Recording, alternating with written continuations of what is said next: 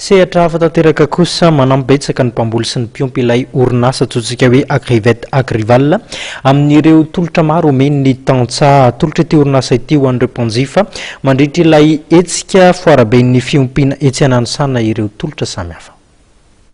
Manana ireo fitaovana fiarovana ny tantely amin'ny aretina ny orinasa Agrivette Agrival ho fampahafantarana ireo ho an'ny mpiompy ary amin'ity sehatra ity no antony andraisan'izy ireo anjara amin'ilay foaran'ny fiompiana etsy Nanisana. Ny antony moa ny foaran'ny AMPE dia tena foarangeza be ary tsara ho an'ny mpiompy malagasy. Donc tena important ho anay zany tongavanay teto mba ampijerena zavatra amidinay zavatra ataon'ny Agrivette sy Agrival sy Agrifar. Ary za moa dia développement de Madagascar moa dia antso dia ny fiompiana sy ny élevage.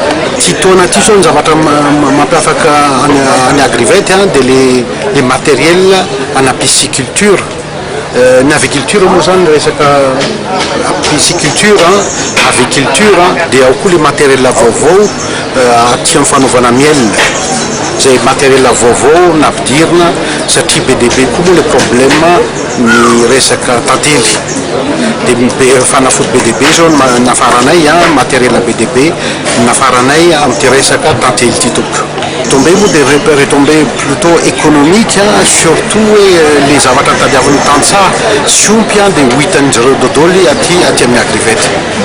Mandritra ity hetsika ity ihany koa dia mbola nampahafantatra ny mikasika ny tontolon'ny biby sy ny voly ny orinasa ho fanampiana ireo mpamboly sy mpiompy izay mbola maro anisa eto Madagasikara.